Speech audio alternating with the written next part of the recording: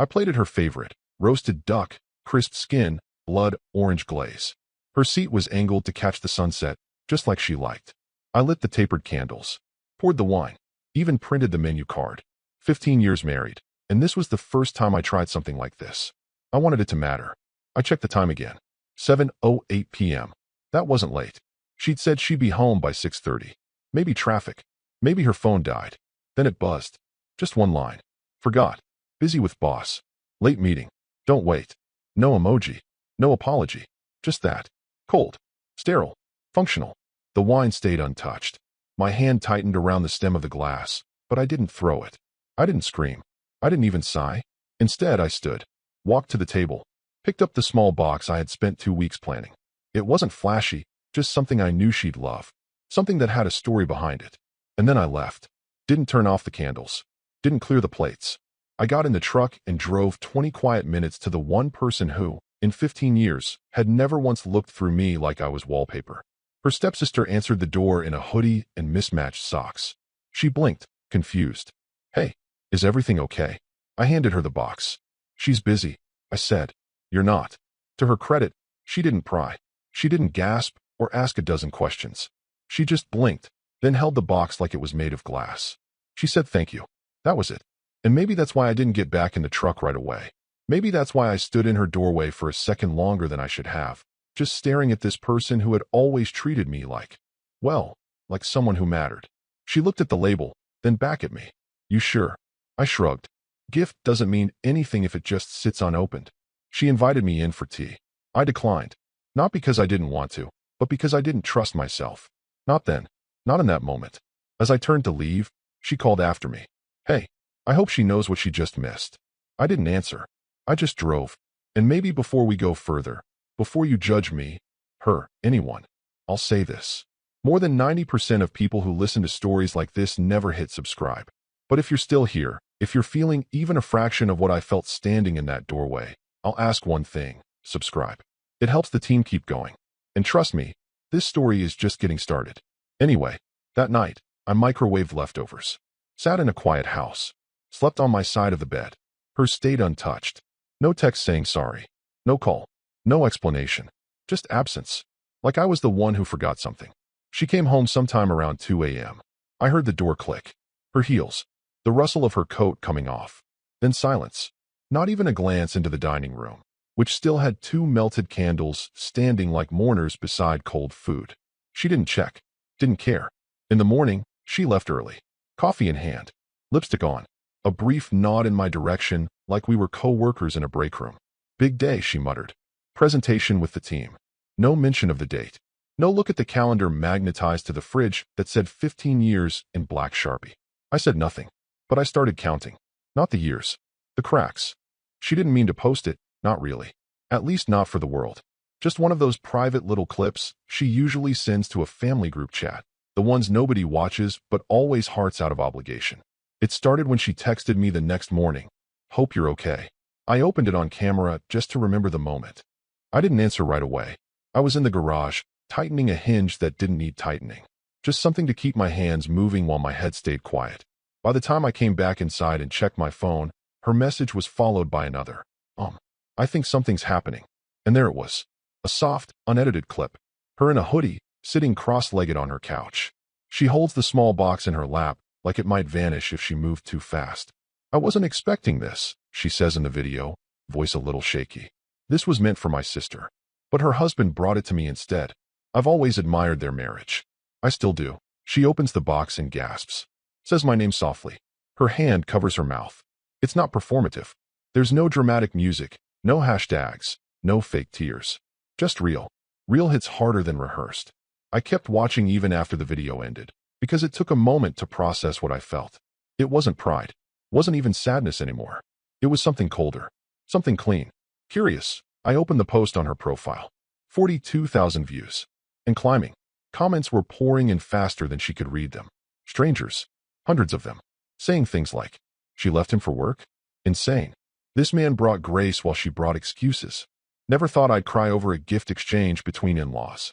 She doesn't deserve either of you. One even said, this is what quiet men do before they leave. They don't yell. They reassign meaning. That one stuck with me. By noon it was at 200,000 views. By dinner, it passed 1 million. Someone posted a slow piano cover behind the audio. A few edits surfaced with captions like, "He chose kindness. She chose absence." A marriage counselor stitched it. An author tweeted it. Reddit got hold of it. The ecosystem of the internet devoured it. And I didn't say a word. Not to her. Not to the stepsister. Not even in the comments. I just watched. Watched as a small act, a redirected box, sparked something neither of us expected. Her silence was now the loudest thing in the clip. And the irony? I hadn't posted it. I hadn't orchestrated any of this. But once it was out there, I let it live. I let it grow. I even saw one of her co-workers repost it with the caption, "Kinda awkward when you recognize the handwriting on the wrapping paper." That made me pause. Because suddenly, this wasn't a secret between two sisters and a quiet husband anymore. The walls were getting thinner. The office doors more transparent. I poured myself a drink that night. Something I usually save for birthdays. I sipped it slow. Let the burn remind me I still had nerves to feel. And just before midnight, I checked again. 1.3 million views. And a DM from someone I hadn't heard from in years. "Is that your wife's stepsister? I just showed this to my girlfriend, and she said," wait for it, "her boss was totally hitting on her at the retreat." Retreat? Funny. That weekend she told me she was at a vendor expo. Guess she forgot which lie she'd told to which person. I didn't respond. Just stared at the message. Then clicked the calendar. 3 months ago. San Diego. Networking weekend. I opened my email. Started typing the name of her company. And that everyone kept commenting about? It wasn't peace. It was preparation. Her office wasn't the kind of place where drama exploded. It simmered. Beige walls, badge access elevators, morning lattes with fake smiles. But whispers. Whispers traveled faster than policy memos. And once that video passed 1 million views, the murmur turned into something sharper. Curiosity laced with judgment. It started when someone in accounting, some guy named Ray, recognized the handwriting on the card in the video. His wife followed the stepsister on Instagram, apparently. Didn't know that was her brother-in-law. Ray whispered over a stale bagel. By lunch, the phones were out. Screens tilted just enough to show the video to cubicle neighbors under the radar of floor supervisors. "This was meant for my sister," the voice in the video said. But her husband brought it to me instead. Someone in marketing muttered, "Wait, isn't that her?" The stepsister's last name wasn't the same as my wife's. But the voice? Unmistakable if you knew the family.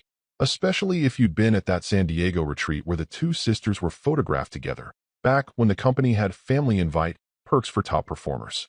That photo resurfaced. Quietly. In group chats. Slack threads labeled #random, but anything but. And then her boss opened his mouth. Of course he did. The man wore arrogance like cologne, over-applied and cheap. Twice divorced. Made a game of mentoring female staff under 35. The kind who called every junior employee kiddo, and had a reputation for putting his hand a little too close to backs during offsites. When someone showed him the video, he chuckled. "Guess I'll have to give her stepsister a bonus," he said. It landed like a punch in the stomach for half the room. The other half just froze. HR was in the corner, pretending to refill her coffee. She didn't speak. She just tapped a note into her tablet. That was his first mistake. Mine came after. But it wasn't a mistake. It was a decision. I created a fresh Proton Mail account. Set the name to something harmless. Sent a message to the company's compliance portal. They had one, public-facing. I made sure of that. Subject, possible misuse of corporate funds during March retreat, San Diego. Body, 2 employees listed on the same travel invoice. Personal expenses charged as business costs. Repeated pattern over multiple trips. Please see attached. I attached PDFs of the flight bookings, hotel confirmation, and most importantly, the expense reimbursement form she accidentally left in our home printer months ago. She never noticed it missing. I scanned it, saved it, waited. I hit send. No return address. No phone number. No digital trail tied to me. Just the facts. Just the receipts. The kind of receipts that don't come with birthday candles. It was around 3 p.m. when the fuse was lit. Back at her office, things got colder. Not openly, but the way people walked past her cubicle without pausing. How conversations stopped when she entered the break room. No more fake smiles. Just studied silence. She told me that night, casually, "It's been a weird week. People acting off. I think someone leaked that video." I looked up from my dinner. "Video?" She froze. "Oh, just something Amanda posted. About a gift." "Oh." I nodded. "Yeah. People love a good story." She stared for a second too long. "You've seen it. Hard to miss." It's got, what, 1.5 million views now. She tried to smile. Crazy, right? I let the silence hang, then added, guess your boss really encourages team building on those trips. Her fork paused midair. What's that supposed to mean? I took a bite. Chewed. Swallowed. Nothing. Just, must be nice to be that close to your direct report. Very collaborative. Her voice got tight. You're just being paranoid. It's all your work stress. Sure, I said. Maybe I should take a trip. Get a suite. Write it off as vendor relations. She slammed her napkin down. You're not funny. No, I said. But I'm paying attention now. And that was her second mistake. She thought silence meant surrender. It didn't. It meant the fuse was already burning. The call came while I was pouring coffee. 6:43 a.m., unlisted number. I let it ring once, twice, then answered. A voice I recognized immediately, smug, clipped, already angry. Her boss. You think this is funny? He barked. No greeting. Just ego, raw and fraying at the edges. I stirred cream into the mug, slow. Excuse me. That video. That manipulative, passive-aggressive stunt your wife's stepsister pulled. And your silence. Don't act like you're not behind this. I took a sip, let the heat settle, then said, you should probably speak to your ethics committee. Silence. The kind that crackles. I'm warning you, he hissed. You have no idea what you've started. Oh, I do, I said, voice calm. I started with flight receipts. Hotel expenses. Duplicated line items tagged as strategic partnerships, but oddly, no contracts attached. He swore under his breath, then hung up. I smiled and set the phone down like it was just another item on the table. Sugar. Spoon. Threatened predator. I wasn't bluffing. The screenshots were already with the right inboxes. The company's internal compliance department, their legal counsel, and one other recipient. Someone I found with a little research and an old LinkedIn rabbit hole. The chair of the board, who, as fate would have it, was his ex-wife. They had a messy divorce 5 years ago. Nothing violent, nothing scandalous, but enough bad blood to leave stains across board meetings. She kept the house in Aspen and took the dog. He kept the penthouse and a wounded ego. She also kept quiet tabs on him. I knew this because she had publicly voted against his contract renewal once, citing ongoing concerns around executive behavior.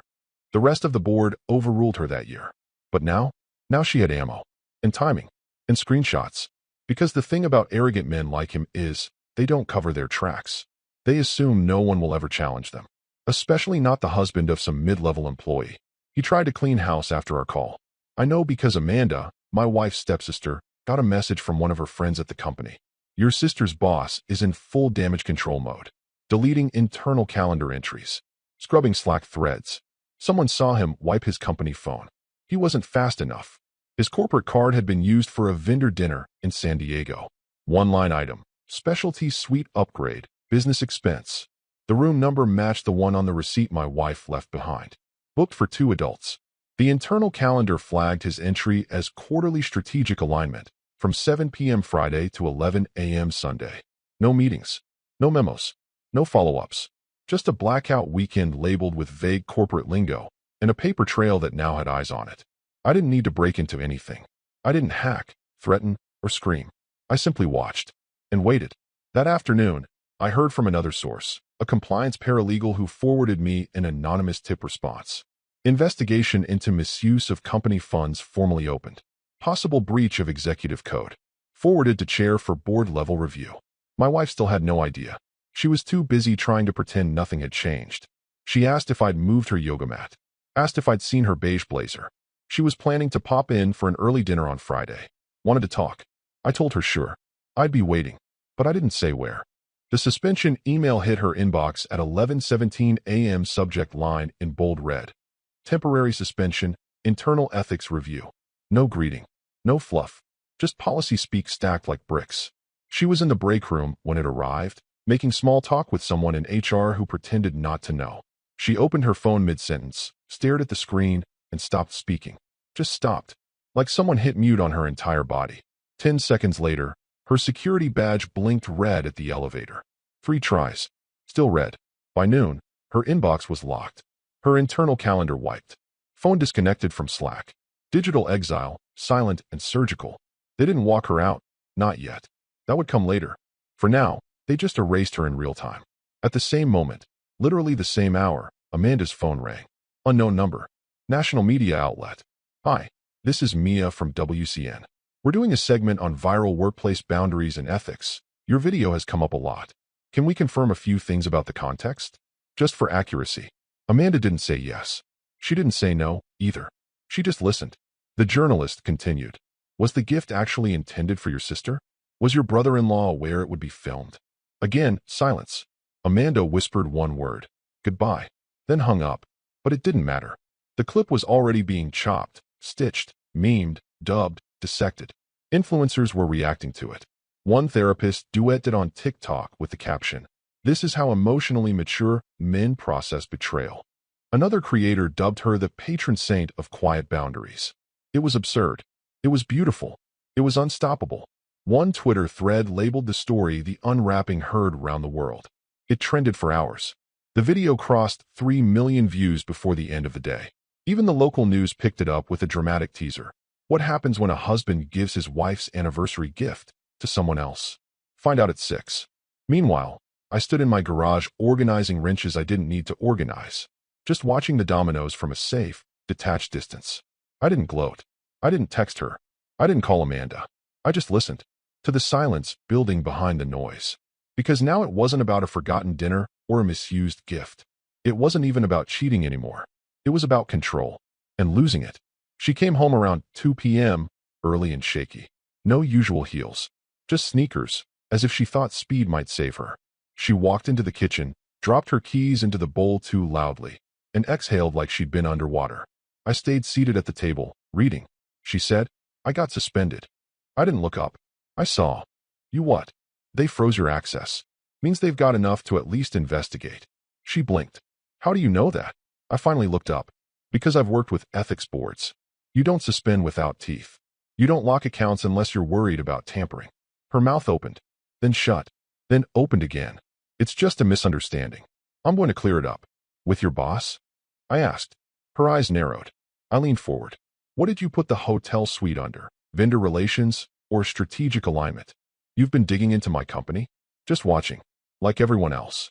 Her hands were trembling. I could see it. She grabbed the counter like it might run away from her. You're doing this, she snapped. You're blowing up my life over a stupid dinner. I didn't raise my voice, just spoke evenly. I gave you time to tell me the truth. You gave me silence. So I gave that silence to everyone else. She looked like she might throw something, then realized she had nothing to throw. Instead, she whispered, "They won't believe it. There's no proof." I said nothing, because by then, the proof had already been downloaded, archived, and forwarded to people whose names she didn't even know yet. And the story? It wasn't hers anymore. It belonged to the public, to algorithms, to platforms that feed on quiet implosions. She tried to pull herself together, walked upstairs with the dignity of someone pretending not to trip on every stair. And as I listened to the door click shut behind her, I picked up my phone. Not to post, not to text, just to check the view count. 3.4 million, and still rising. The conference room wasn't luxurious, just sterile and thick with the kind of air that turns warm under pressure. Frosted glass, chrome accents, a table built for war, not work. 10 chairs filled, one left empty. The legal counsel's was always late by design. They called it a closed session of the board. Internal, confidential, necessary. He walked in trying to look composed. Navy suit, polished shoes. But his tie was too tight, and his smile didn't reach his eyes.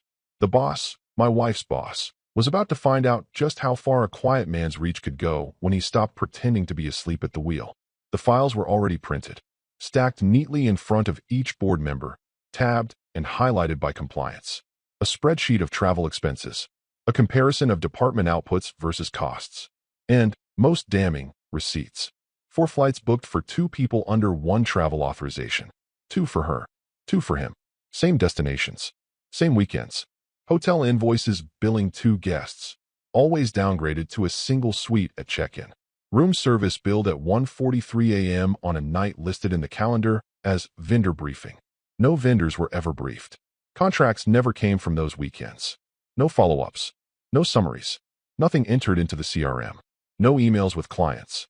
Just blank space and food charges for 2. The general counsel cleared her throat and opened with the dry elegance of someone who had long since stopped being surprised. We're here to review potential ethics violations and financial misuse at the executive level. You'll find the compiled evidence in Section 3. Please note, This session is being transcribed. For internal use only. He started before anyone asked.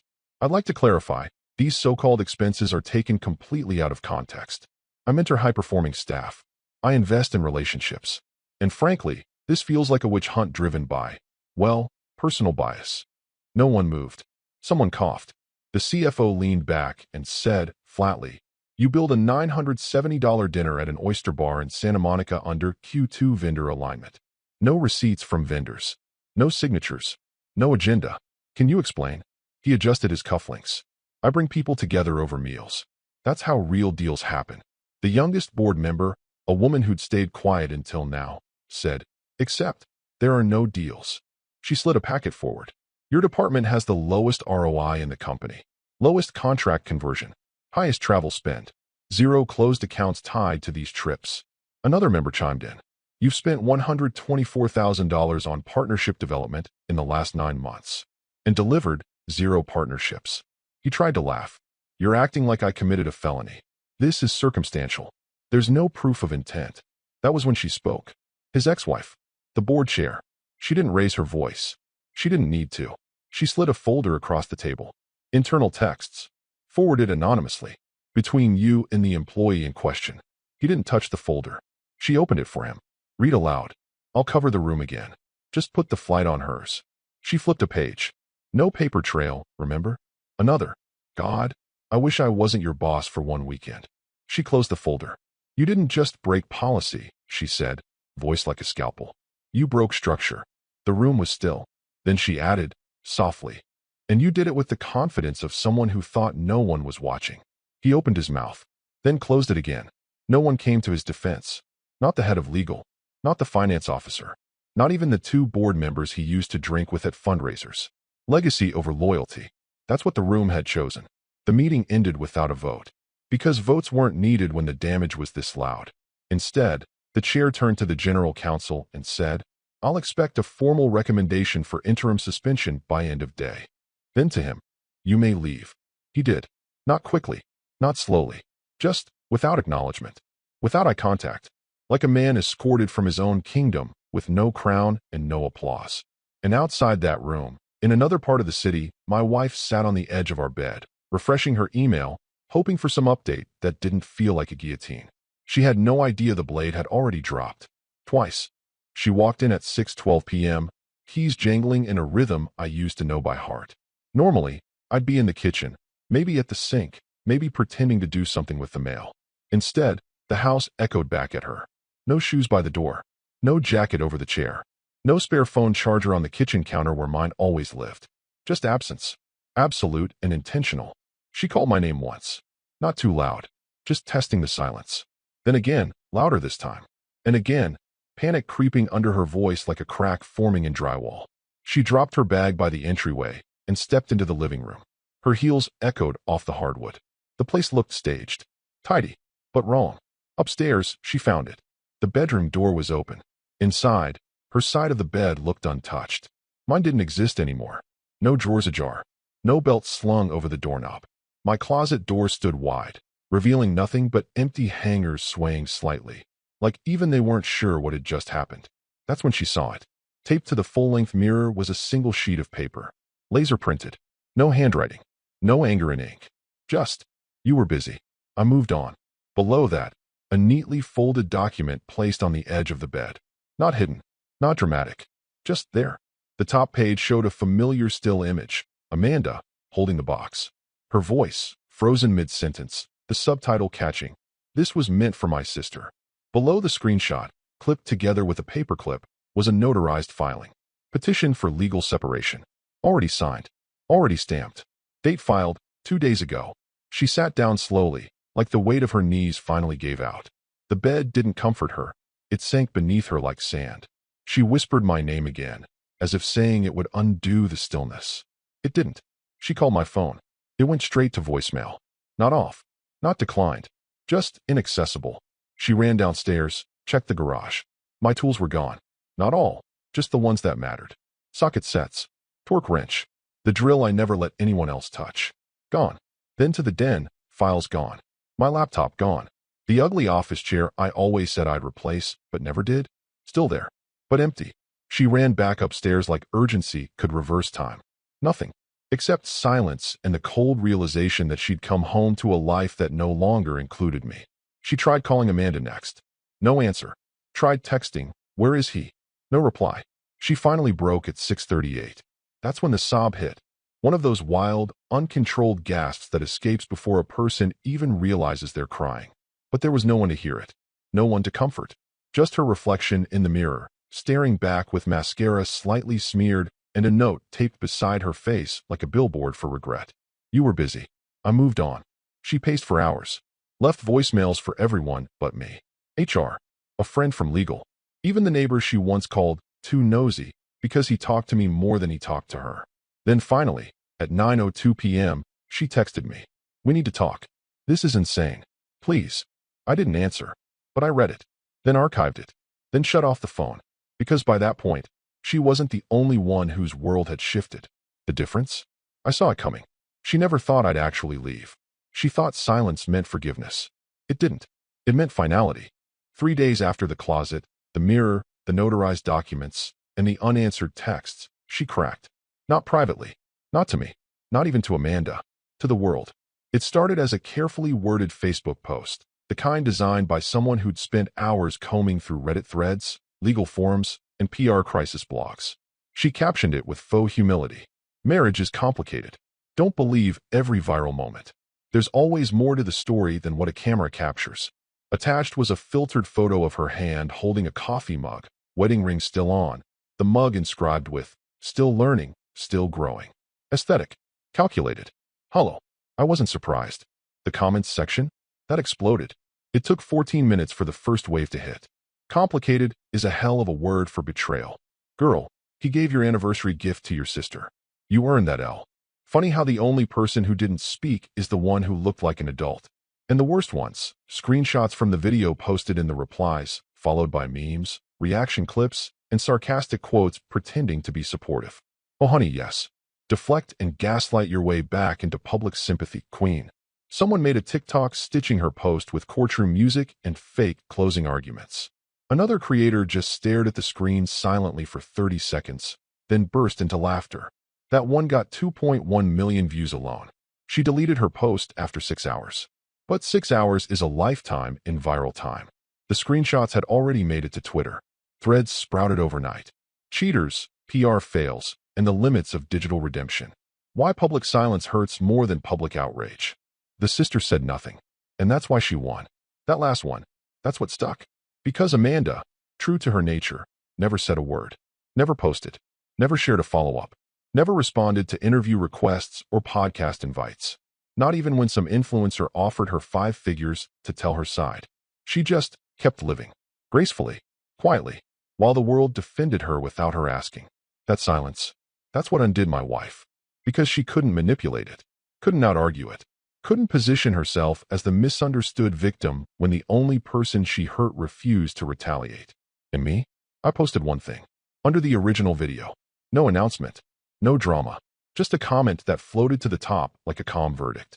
Forgiveness isn't found in words. It's in who showed up. Nothing more. No press interviews. No podcast drama. No monetization.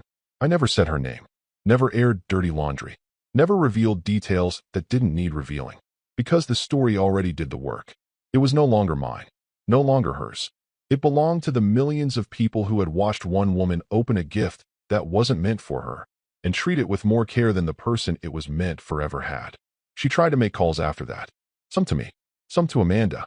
One, reportedly, to HR, offering clarification in case they were misinterpreting intent. They weren't. She followed up with another post 2 days later. More vague. Just a quote. "Healing begins when people choose grace over gossip." No one took the bait. The post sat there. No likes. No replies. No energy. Just the digital equivalent of a woman shouting into an empty mall food court. She was trying to control the story, but the story now had a life of its own, and no room left for her version. The letter arrived in a cream envelope, hand-addressed, the kind that doesn't look like junk or bills. Amanda almost didn't open it. Thought it might be another apology note from someone in the family pretending to not have known what was happening. Or worse, another media fishing expedition wrapped in polite language. But it wasn't either of those. It was from a national nonprofit, an education foundation with a reputation for spotlighting acts of quiet integrity. The kind of organization that funds scholarships for caregivers, rebuilds schools in storm-ravaged towns, and sends out grants not with red carpets, but with reverence. They'd seen the video. Not just seen it, studied it.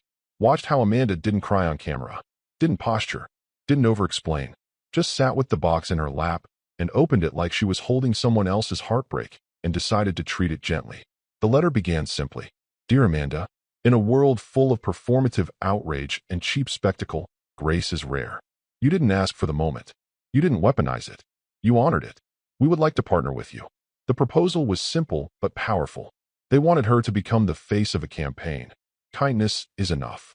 A 6-month initiative that would fund quiet caregivers, siblings of children with disabilities, adults looking after aging parents, people who sacrifice silently. Amanda read the letter twice before she even let herself believe it. Then she called me. Not to gloat, not to thank, just to share. "I don't think I did anything special," she said. "You didn't," I replied. "That's why it meant something." She paused. "You okay with me doing this?" I laughed softly. "You think I'd sabotage a charity because you got a letter?" She chuckled, really laughed for the first time in weeks. "Would you help?" she asked. "They want me to shoot something, but I'm not exactly media trained." I said yes without hesitation, helped her pick out a location, a camera crew that wouldn't try to dramatize the moment, someone who knew how to film without turning it into a spectacle. She didn't want makeup, didn't want a script, just her couch, the box, and the same sweater she wore that night. I stayed off camera, coordinated things, made sure she felt safe.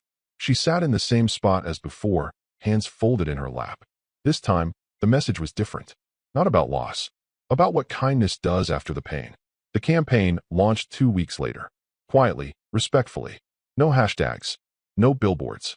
Just her face on a website with a simple line beneath it. She didn't want attention. That's why she got it.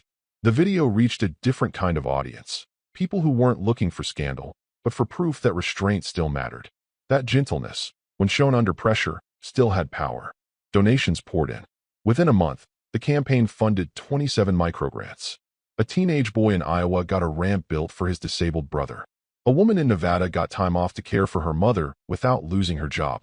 A man in Florida finally bought the hearing aids he couldn't afford because he was too busy paying his grandson's tuition. Amanda never bragged, never posted about it. She sent one email back to the foundation after the first success story. "Thank you for trusting me with something this human. I'll do my best not to get in the way of it." And she didn't. She let the momentum carry itself. She let kindness breathe. And I watched it all from the sidelines. Watched a woman I once thought would always stay in the background step gently into the light. Not because she demanded it, but because the world finally noticed someone who wasn't shouting. I gave her a gift. She gave it meaning. And that meaning? It went farther than either of us expected. They broke the story during the 6 p.m. segment, right between a fluff piece on summer grilling safety and an expose on rising utility costs. The anchor, usually a chipper face reserved for parade coverage and school board elections, looked far too pleased to be reading the headline. Executives suspended over ethics violations, tied to viral anniversary video. They didn't name him in the title, but in the body of the story, they didn't need to hold back. They had the receipts, the flight logs, the hotel invoices, the internal memos, even a leaked excerpt from the closed-door board review. Repeated misuse of corporate funds in pursuit of a personal relationship with a subordinate. Pattern confirmed through travel audits and internal communications. My wife's name wasn't spoken on air. Amanda's wasn't either. But anyone who'd followed the story online already knew the connections. They just didn't know why the boss had imploded so completely. Why he was so desperate, so angry, so cornered. Until now. Because buried in the report, beneath the scandal and the firing, was the real trigger. The clause. That one sentence buried deep in his executive contract, meant to protect the company, not him. Any termination resulting from verified ethics breaches, including, but not limited to, conflicts of interest, abuse of power, or conduct bringing reputational harm to the firm, shall result in forfeiture of all severance packages, stock options, and previously guaranteed payouts. In other words, the board hadn't just suspended him. They'd been waiting for this. Waiting for one mistake loud enough to act on. One slip-up public enough to override the golden parachute. $8 million. Gone. No payout. No exit bonus. No PR-managed farewell. Just a silent escort out of the building, a revoked badge, and a career that ended not in a scandal, but in a whisper. He tried to retaliate, hired a lawyer, threatened defamation, claimed orchestrated sabotage. The firm responded with a 6-word statement. Contract clause enforced. Investigation documents archived. Translation, try us. We dare you. He didn't. Because now, the board had leverage. Legal precedent. A sealed folder filled with text that could vaporize what was left of his reputation if he tried to make noise. He vanished from the company website within 24 hours. His LinkedIn was deactivated. The headshot that once graced every brochure, replaced by a generic stock image of a diverse team shaking hands. Just like that, he didn't exist. And I never said a word publicly, never gave interviews, never offered clarifications.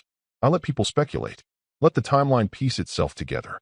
The only thing I posted, weeks later, buried in the comments of the original video, was one final sentence. Sometimes silence is the response. No likes turned off, no edits made, no follow-up, just the words. Clean. Final. My wife never messaged me again. Amanda stayed kind, but distant. She had her own work now, her own voice. I didn't want to taint it with too much gratitude. The world kept spinning. People moved on to the next story, the next outrage. But every so often, I still get a message from a stranger. Usually simple. Usually something like, thanks for reminding us that not every storm needs thunder. And that's enough. Because this story was never about volume. It was about control. And knowing when to let go, and when to cut clean. No revenge. Just silence. And the unmistakable sound of everything collapsing exactly where it was meant to.